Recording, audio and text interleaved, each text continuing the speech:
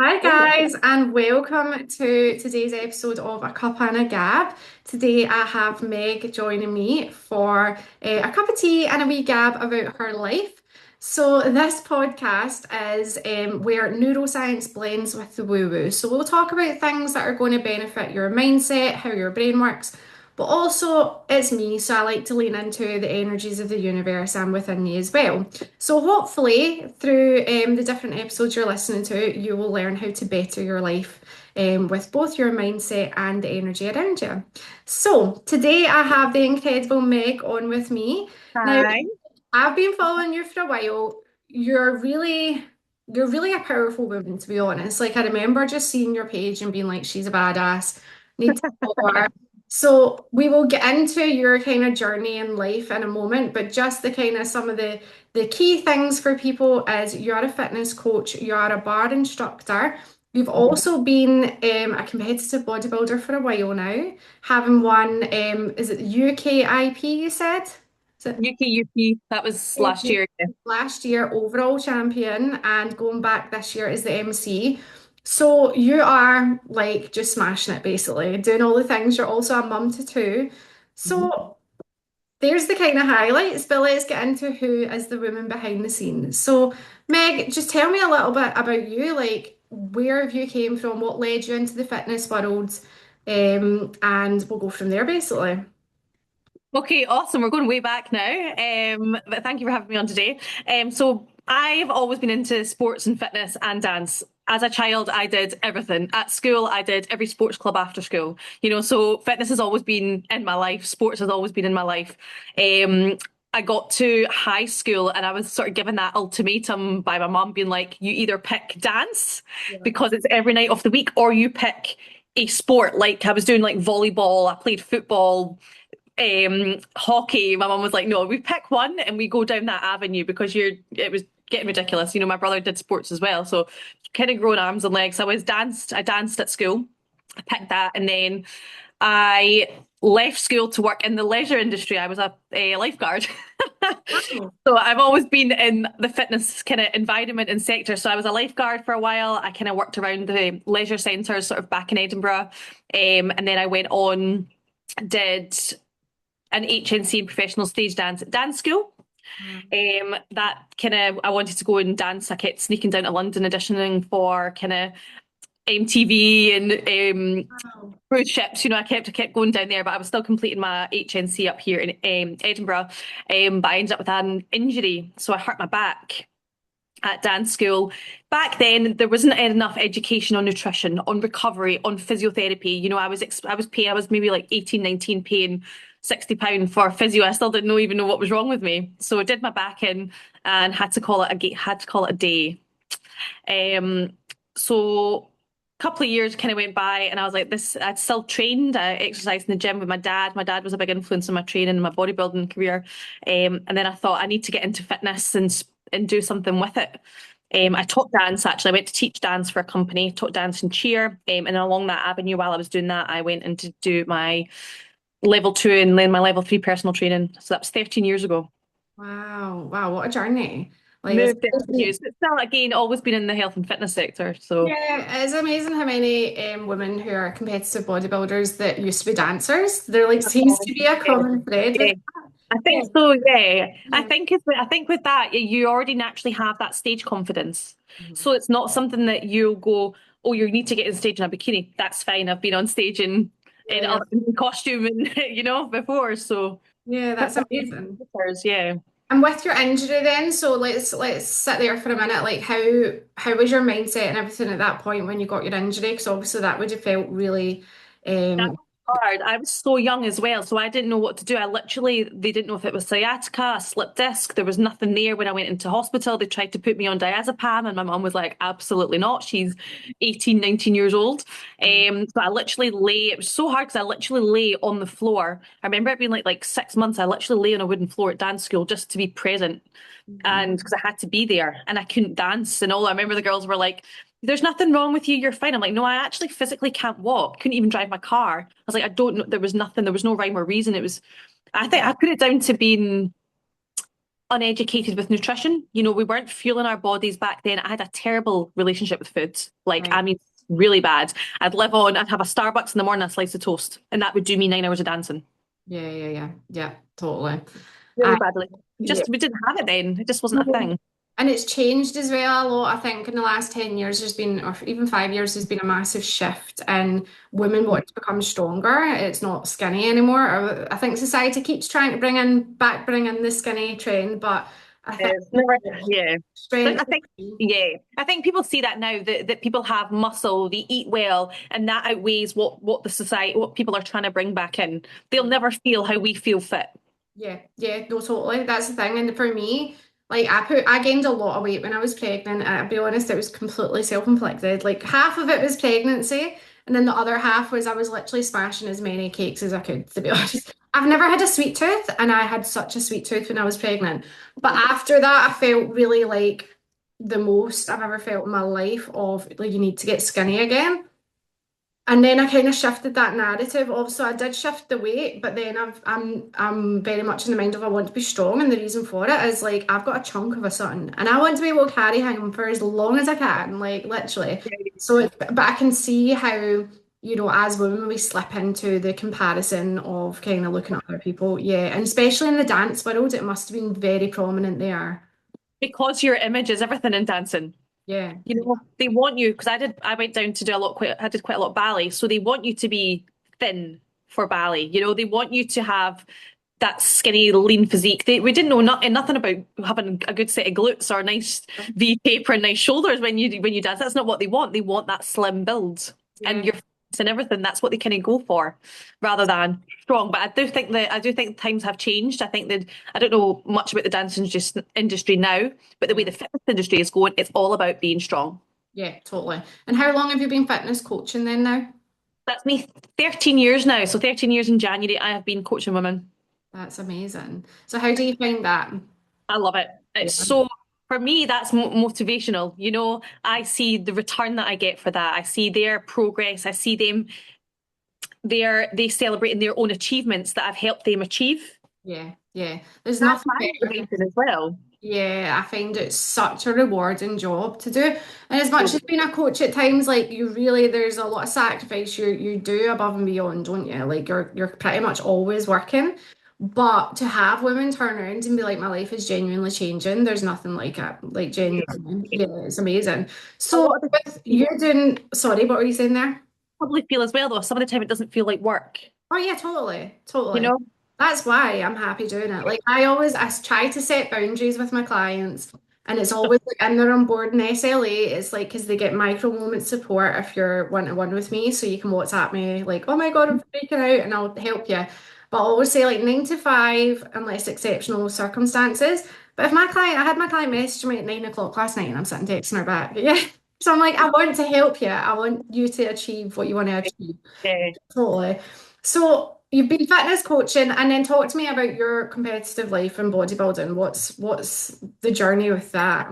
Journey. So do you remember Oxygen magazines and like the women's magazines that you used to get because social media wasn't a thing? So I remember looking at an Oxy Shred women's magazine in the shops, and I went, Dad, I want to look like that girl on the front. And she was like, oh, I think Michelle, somebody, I can't remember her last name, but she competed in like fitness photo shoots. And I was like, I want to look like that. And my dad went, go do it then.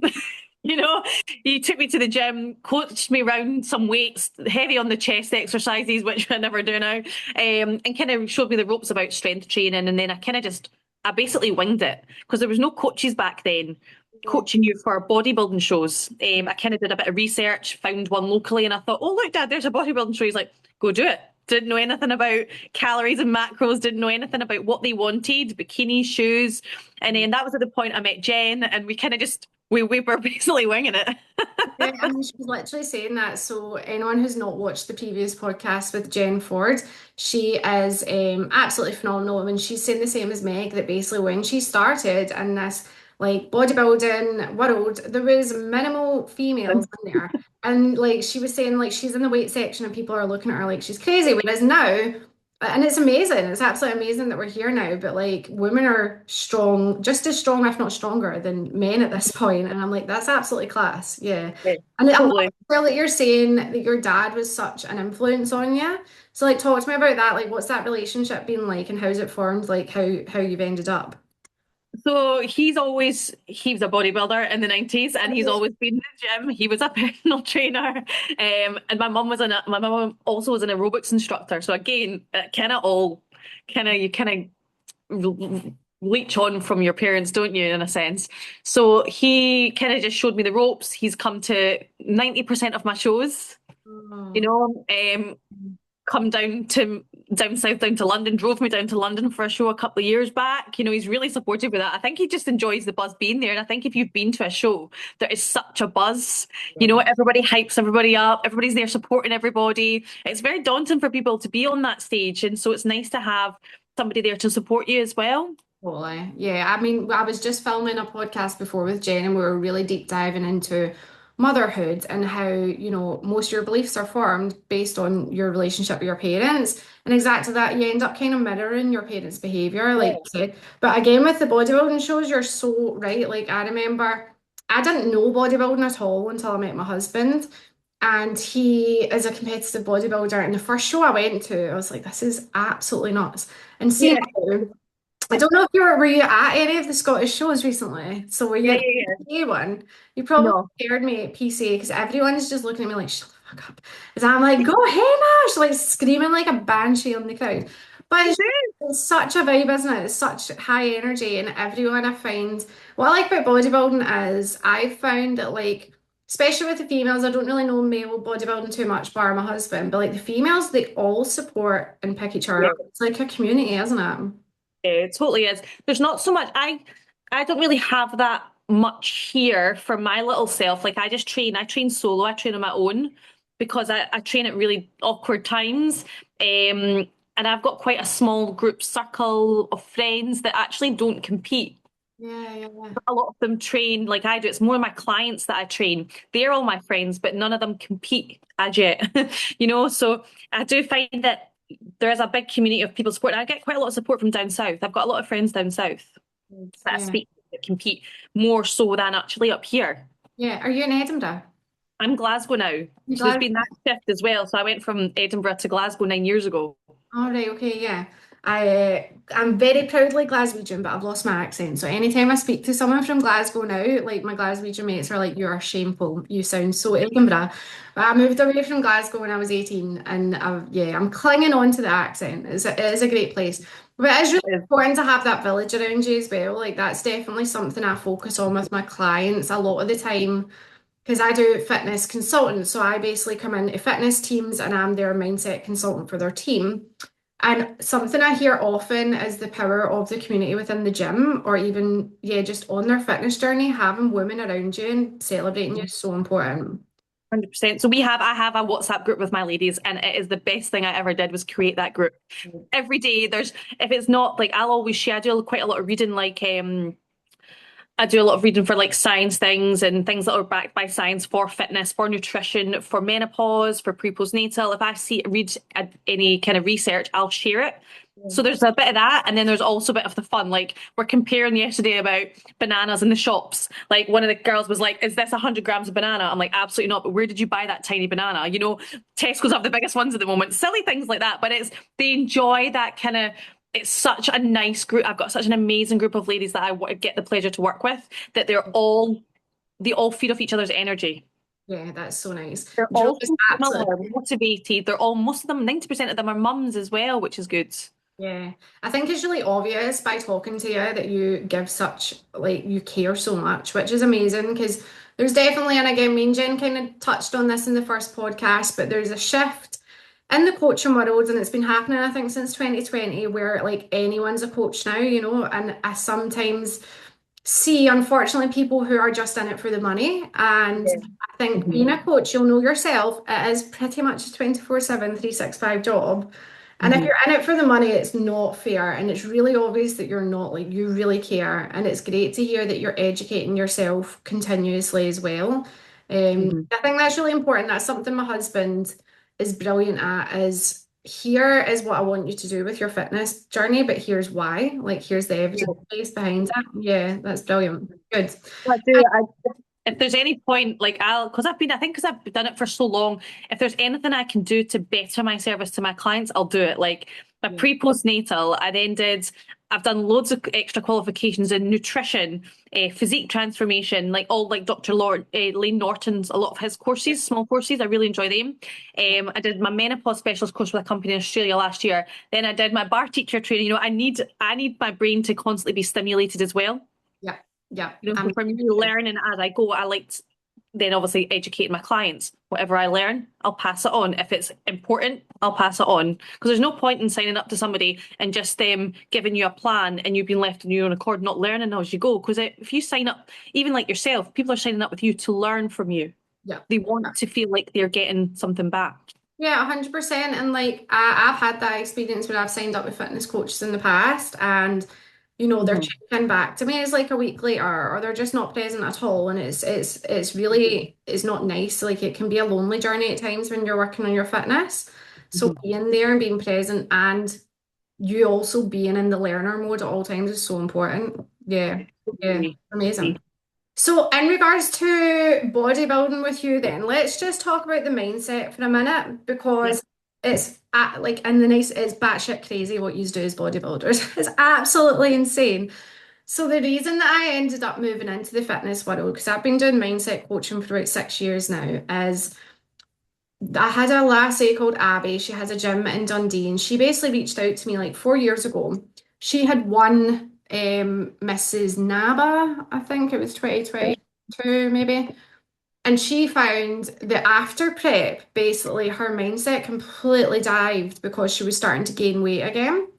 So let's talk about your mindset, prep and post prep, and like how's prep or bodybuilding affected your mindset positively or negatively? So it's taken time. It has definitely taken years of learning what what happens at the other side because I've done 19 shows now. So 19. 19 Wow. shows. So I know at the other end, I've obviously done well and I've had opportunities after those shows. And I know at the other end, you need to be prepared for the aftermath. Those habits that you've taken to your show, you need to have them ingrained. So now, when after a show, I just go into a reverse and I start going back the way, reversing back, rather than throwing it all out the window. Because I know I've been in the position where I've had that massive weight gain because I've just gone, oh, stuff it. Yeah, I've been in that position, so I know not to do that now. It yeah, is really hard seeing your body gain that little bit of weight, but then I also see it as I'm gaining strength again, which means I'm gaining muscle again. Because yeah. if I'm not gaining strength, if I'm losing strength, I'm losing muscle, and I don't want to lose all this muscle I've worked so hard to build. Yeah, yeah. I love that because what you're doing is essentially you're just reframing it in your mind. So you're basically, because that's what your brain does, it likes the norm. So the norm kind of societal conditioning is weight gain is bad, whereas you're reframing it and you're shifting it to actually this is a positive thing. Serving it. Yeah, So helps you with your mood, your sleep better. I don't know your husband, I don't know how his sleep is, but I mean, you speak to a bodybuilder, their sleep's shit. oh, Towards the end of prep, their sleep is awful because they're hungry, they're cold, they've got low body fat, their brains are ticking overtime. What about that? What about that? What about that? Their sleep is really, really bad. So your sleep pattern comes back and you go, this is a positive. My sleep's returning. I'm getting longer hours, which is more of a return for my training in the long run because the better your sleep, the better your training, your muscle mass, your recovery. yeah. And it's that big picture thinking is what you're doing now. Like, it's like, it's not about just today, it's about long run. And that's what I was saying to Jen before is for me getting into the gym, like I'm not a bodybuilder. I appreciate, like, I value is my physical health, though. I appreciate looking after myself. So for me, a really big why is I strength train because I want to be able to lift my son. Like, I want to be able to, like, throw him around for as long as I can. And he's a big lad. It's a bodybuilder's child. So he's absolutely stacked. But for me, it's just understanding. I think, like, do you find that with your clients? I find often with my clients, if I say to them, for example, don't speak to yourself poorly. I need to Mhm. then, like, we need to then get into the why of that's important. For example, I had a client recently, she was speaking to herself, looking at her body image, speaking to herself really poorly. And I'm like, your daughter's hearing that. Let's look at that for a second. So, yeah, Mhm. do you think that having like the bigger why is always really important? 100%. I always explain to clients why we go into reverse after our photo shoot. Why do we do this? Because it's not sustainable. You're going to start losing muscle mass and you're going to start going in the other way. You're going to start, rather than looking fit and healthy, you're going to actually start looking skinny. Yeah. You need to get your fats back up. We need to prioritize these healthy hormones. I do a lot on hormonal cycles as well with clients. It's important that you have a cycle, extremely important. This indicates that your body is healthy and it's doing what it's meant to be doing. Obviously, there can be different reasons for it not coming, but ideally, if you're on a photo shoot cut, if for whatever reason your period does stop, it shouldn't. I've not really had any clients that periods do stop. You need to get that hormone balance back. You need to get that food in for that particular reason. So is that a thing then that when you're cutting as a female that you can lose your period? Oh yeah. Yeah. Yep. Yeah. Yep. It's really common. Just because your foods are so low, your body's utilizing food for other functions in the body. Yeah. Yeah. So I see a lot of bodybuilders who are under consuming calories that are maybe dropped too low by coaches lose their cycle, and that's really dangerous and detrimental to health. yeah. That's the last thing you want. So I just reiterate to the clients, none of my clients lose cycles on a cut. And that's really, really important for me and my team. If that goes, that's an indication that it's not that something's wrong. Yeah. It's then again on the other side, the flip side of thing, going, we need to make sure you're getting your foods back up because we don't want to lose it. Yeah, that's brilliant. There might be a point that you do that. I love that you're so invested in understanding the cycle for women as well, because I think I've definitely found that again, society has kind of just ignored the fact that women have a completely different cycle to men and we can't function like males, theirs is 24 hours, ours is completely different. So Completely. is an active conversation you have with your clients is basically around their cycles and how to balance their self and their mindset and their health throughout. I always say as well, like checking in. We talk about like female cycle quite a bit. So when you check in on your period, Mhm. you are going to have water retention, bloating, scale weight. What do they say? The uterus expands like 60% on your period or something like that, blood volume levels. I'm like, we navigate this. We go, right, these are the factors we're playing with here. You're on your period, you're holding extra water, you're bloated. Why would you then correlate your progress to what that scale says on your period? So I always say to them, these days of the month, take them with a pinch of salt. If Yeah. they're days that need more food, give yourself more food and just back off later on in the week. Progress is over a course of a period of time. It's not day to day. Yes. Yeah. So when we talk Compound. about the cycles, we work it with your strength, your nutrition, your scale weight is not gonna you're not gonna gain. That's not body. Yeah, no, totally. It's the compound effect, is what I kind of say to my clients as well. Yeah. Like, when you're on your period, I know your check-in is going to be pretty fucking ragey. Like, you're going to be like wanting to burn the world down, and that's fine. But just know that it's just a moment in the cycle, and yeah, you get through it because you can't take I'm not yourself. think it can last a couple of days. Yeah, you're like, you can't really take anything you're thinking for fact when you're on your cycle. But I think it's absolutely brilliant that you have such a focus on that as well. Mhm. It's really needed. And just lastly, like, so you are smashing it, like competing yourself, and you were asked back this year to be the MC, and like, so there's a lot you're doing personally, and you're a coach, but you're also a mum. So I'm it's a mum. about motherhood. Like, how's that for you? How do you find balance in everything, even though balance is an illusion? But talk to me about being the woman you are and being a mum. That's hard. I find being a mum hard. I think that's the hardest job in the whole entire world. That's like 20 jobs in one day. I find it really hard. I think you've got to be clever about your time Yeah, when you're a parent. I need that. I need my training time. It makes me a better mum. 100%. Yeah, It- like, As soon as I wish I could bottle up the feeling of what you feel when you finish training and just sell it. That feeling. I need that. I crave that feeling. yeah, yeah, yeah, Happens. As soon as I've got that and I feel like that, yeah. let's continue on with the day. Let's feel good. Let's get going. I'm a 5 a.m. girl. I like to get up at 5 and join that 5 a.m. club and get the workout done. And then I can come back and I can be present and I can be like, right, school, breakfast, school drop, Yeah. work, pick up, kids clubs. Yeah, I totally agree. Like, I get my gym session done first thing in the morning, and it's like out the way.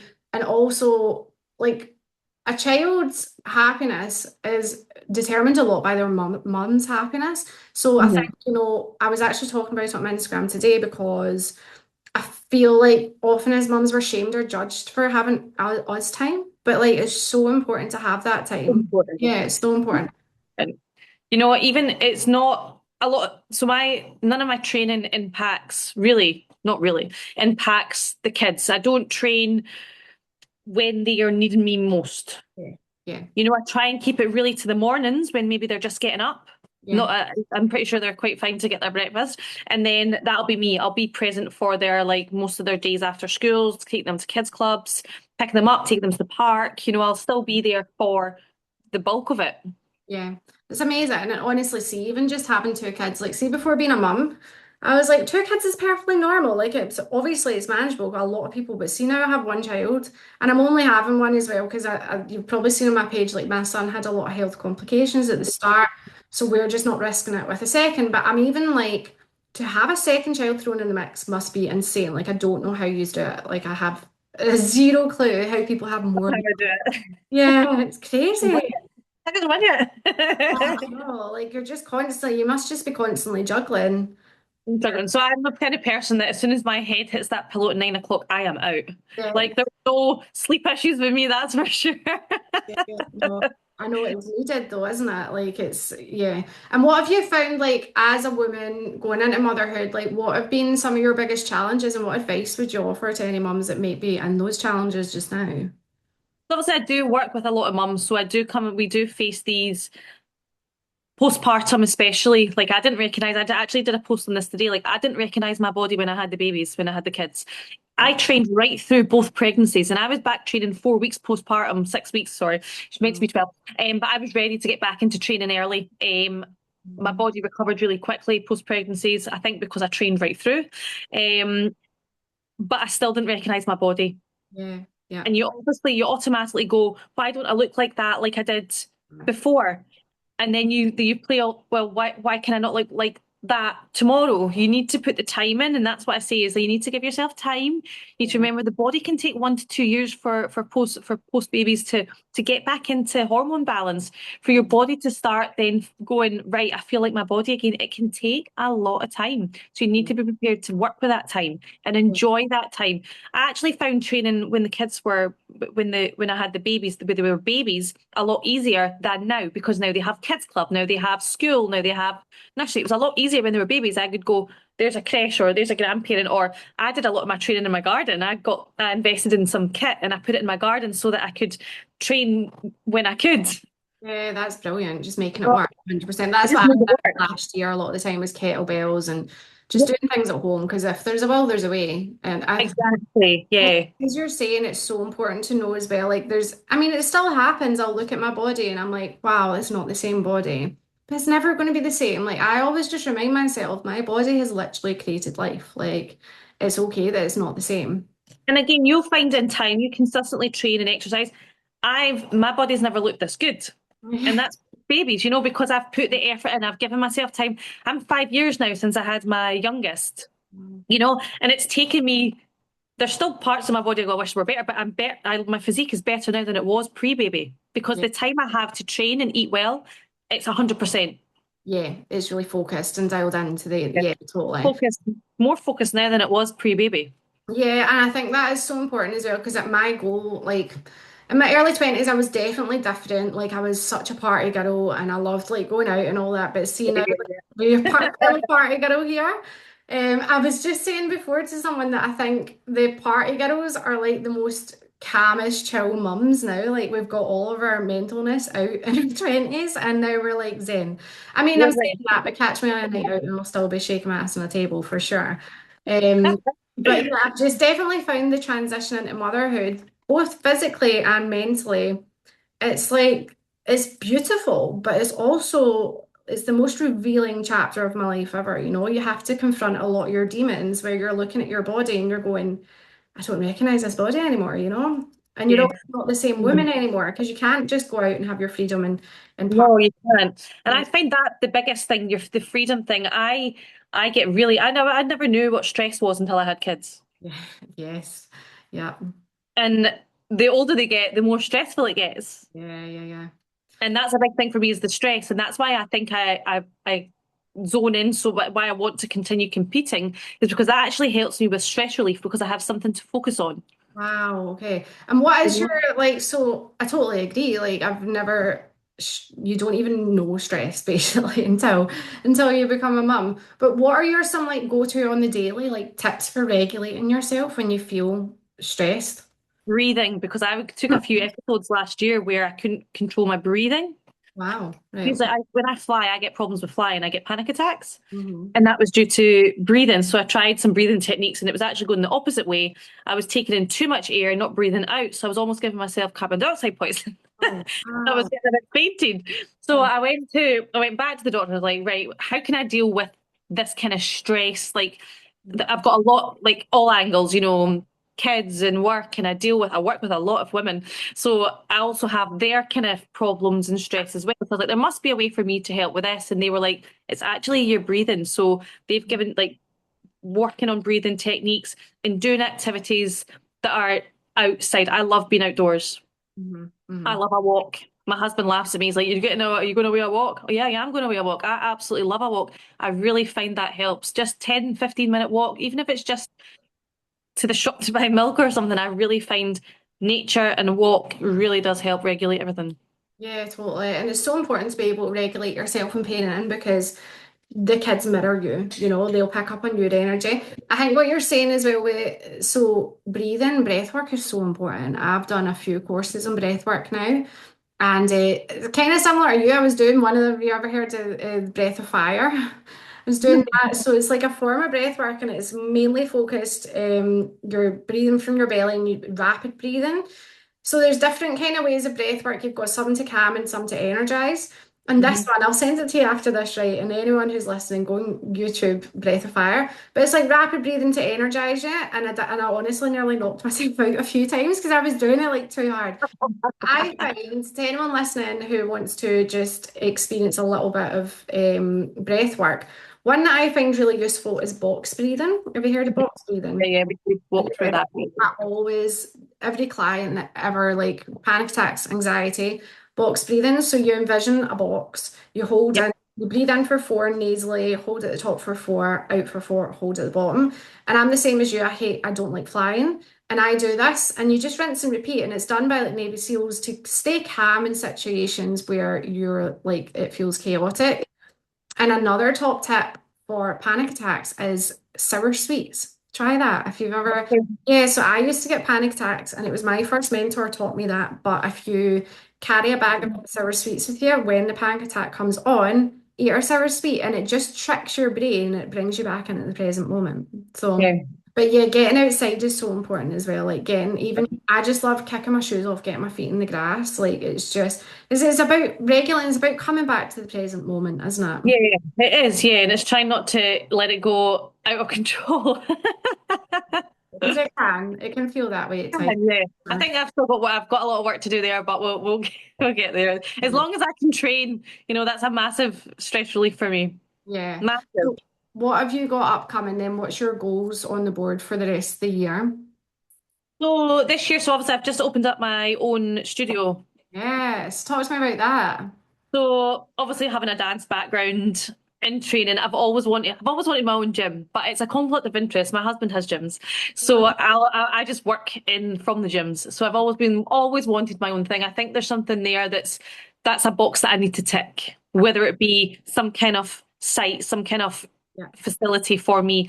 And then I did my bar teacher training with Bar Body in Australia. That was like one of those big intense courses, 150 hours. You had to video assessments. There was two essays due. I haven't written an essay in 20 years, so it was a big course. So that took me months to do, and that was every day plugging away at that. Yeah. Over the Christmas kind of period when I wasn't competing. I like to do studies when I'm doing competing, so then I can do my cardio and read. Yeah. Um, get ticks that box.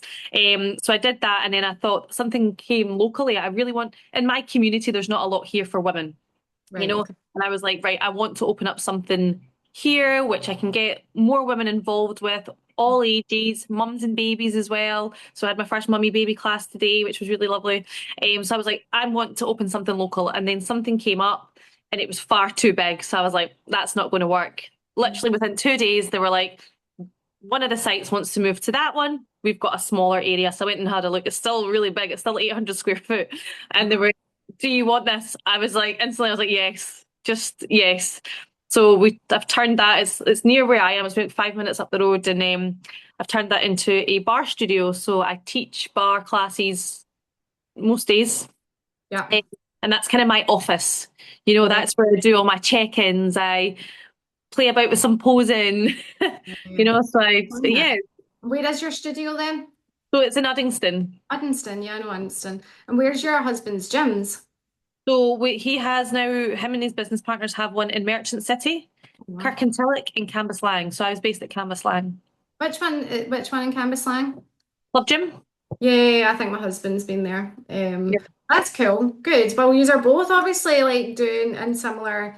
You value the same things as well, which is amazing. Yeah, that's good on you for opening up your studio. Do you believe in manifesting? Yes, because I've turned this year into yes. I just saying yes to every opportunity. Ah, yes. Exactly. I did obviously the MC a few weeks ago. I've never talked in public like that in my life. I've always been quite nervous with public speaking, Yeah. even though I do coach and I do quite a lot of video stuff with my clients. And I was like, they've messaged me a few weeks prior and were like, "Do you want to do this?" And instantly, I just thought that guilt about that fear, almost like I'm going to be talking in front of people. And I went, "No, actually, yes, I will do it." I literally said yes straight away because I was like, "I'll say yes to every new Yeah. opportunity because you never know what doors are going to open." Yeah, I love that. That's something like I've done. I think the last 6 years now is basically just like jump off the cliff and learn to fly on the way down. Even if you're scared, even if it's messy, even if you may fail, just do it because you don't know what, as you're saying, what door's going to open. Yeah. Yeah. Wow. You're Yeah, an amazing woman. You really are. Like genuinely, I think your clients were very blessed to have you as a coach. thank you. And I've really enjoyed our chat today. Yeah, So you too. just to Thank you. wrap up then, if you were to like, even just talk to either your clients or any women in your life and just give them like one bit of advice around mindset or physical health, what would be your like, this is my two advice around mindset and physical health? Nothing really worth having comes from that comfort zone. You Yeah, know, you need to push yourself out there. You need to be prepared or open-minded about everything. yeah, I love that. I was like Definitely. doing a master class the other night and I said on it, embarrassment is the cost of entry for your Yeah. dreams. I think hmm that's exactly. Absolutely. Yeah. And Yeah. like I've seen that, like you post a lot, you're very vocal on your pages, and I'm like, why can't I not be like that? And it's that fear of being judged. Yeah, totally. Everybody's there. Everybody's been in that position. So what's to stop you just doing it? Because somebody's going to. Not everybody loves you. Not everybody hates you. You're going to have that middle ground. So do what's going to better you really in the long run. Yeah, I love that. There's something I always like, there's times I go to post and I'm like, oh my God, like cringe at Yeah. myself. But I always just like, I remind myself I'm on a floating rock whizzing through the atmosphere. None of this actually really matters. It's all good. Like if I can just sprinkle a little bit of joy and peace along the way, I'm going to do it. Even if it's embarrassing, even if it's cringe, I'm going to say yes, as you're saying. I love that you're in the year of yes. And I love that you've said yes to joining me on here. Can I get you to say yes to coming back for another one? Absolutely, yes. Thank you so much for your time today. If anyone Thank wants you. to go on and work with Meg, I will tag her Instagram below, and hopefully there will be a part two coming up soon. Thank you for your time, Meg. Thank you. Thank you. Bye. I'll pop the recording. I'll cut that.